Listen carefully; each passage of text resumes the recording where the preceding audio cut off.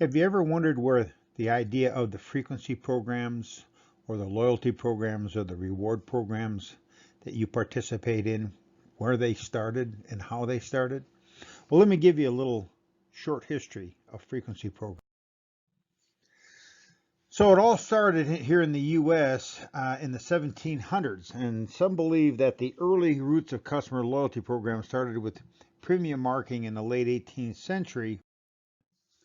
Um, Individual stores would give out little copper coins, typically not any markings on them, and then later on they could be redeemed for things at that store. And so it was the original rewards program, were little copper discs that were given out by individual companies. Uh, in the around 1891, the transition went from being handing out things that were of some value, like copper slugs, to less expensive tools like stamps. And of course, the very first one of these was called the Sperry and Hutchinson Green Trading Stamps Program, and it started, like we said, in 1891. This later became known as the S&H Green Stamps, and it became relatively popular and famous. The S&H Green Stamp programs started in the 1800s, but they went all the way through the early 1980s. Um, and so, so the way that this worked is that Sperry and Hutchinson sold stamps to merchants, and then the S&H Green Stamps could be earned by customers when making purchases. That is, they were rewards for making purchases at supermarkets, department stores, gas stations, and other retailers. Now, my parents were green stamp savers. There were a number of other sorts of stamps, not only green stamps, but there was plaid stamps and top value stamps. And they worked the same way. The merchants would buy the stamps from the plaid stamps company or the top value company. They would buy them and then they would give them out. And then the customer could redeem those stamps for gifts at the store. And so each of these, the green stamps people and the top value people and the plaid stamp people had catalogs that listed how many books of stamps were required to buy this particular product. And this went on for a very long time. I worked as a gas station jockey when I was 16 years old, and we used to give out top value stamps. And Tuesdays and Thursdays were double stamp days, and we would almost always nearly double our business on Tuesdays and Thursdays because people would come in for double stamps. So we'd have double stamp day. Here I have an example of a double stamp day is Wednesday at Piggly Wiggly. That's a famous grocery store chain in the Midwest. Other versions of these programs, there's other stamp programs, top value stamps, plaid stamps, etc., etc. And one of my favorites was coupons that you used to get if you bought Raleigh cigarettes. And they had Raleigh cigarettes were unfiltered, filtered, and then their menthol brand, which was called Bel Air. And on the back of each package were um, coupons, Raleigh coupons, and you would save the coupons, and the coupons work just like top value stamps. 1,000 coupons for a new camping tent or something like that. And they used to sell these, and you can see here some of the ads that they used to run. Here's an example of a gift catalog. And they say lots of people smoke Raleigh and don't save the coupons. They like the taste of Raleighs. But most Raleigh smokers do save the coupons. And so the Raleigh coupon thing was, in fact, a rewards program. Then in the 1980s, airlines began to take part in the rewards programs with something called frequent flyer mile programs.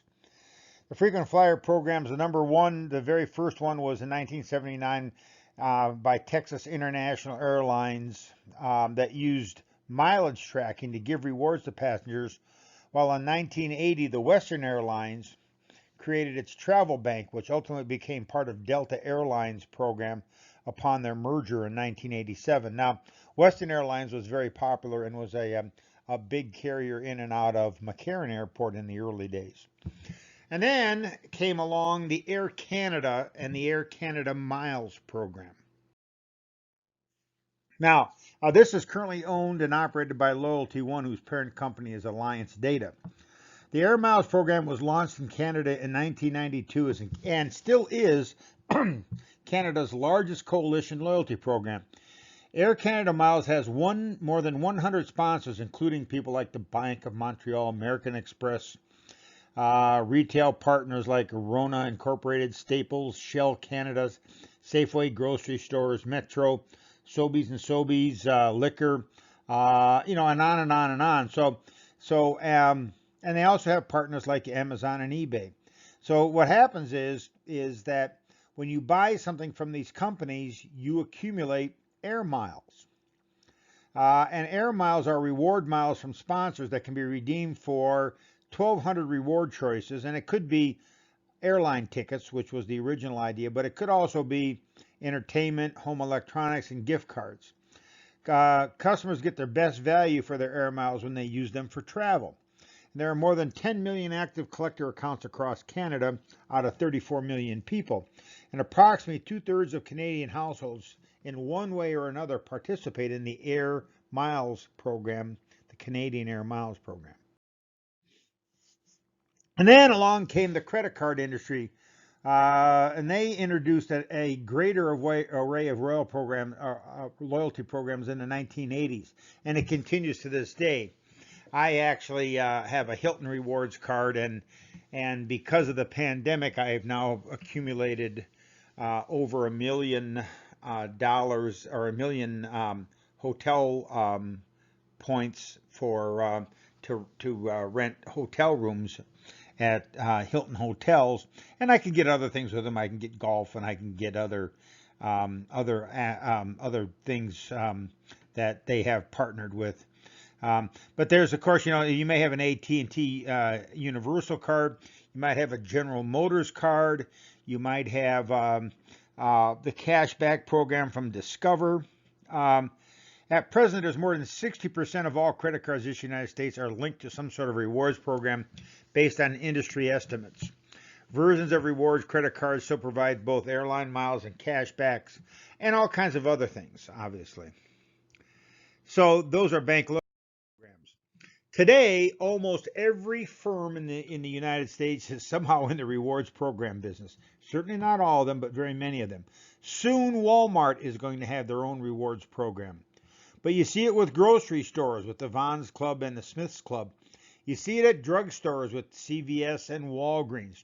You see it at lots of restaurants, including high-end restaurants like Lowry's. And then you see it at retailers, and the retailers range from the best and most exclusive retailers in the country to places like Big Lots. So everyone is in the rewards program. Now remember, people get into the rewards programs for lots of reasons, but the most logical reason and the most typical reason is it helps them create a way to collect individual level purchase data so they can turn their list into a database. So one of the questions you need to ask yourself is, what do you think the future is of frequency rewards and loyalty programs? I do think the next thing you're going to see is a consolidation of these programs where companies are going to come together and create bigger groups for these loyalty programs. But we'll see what happens next. It ought to be interesting.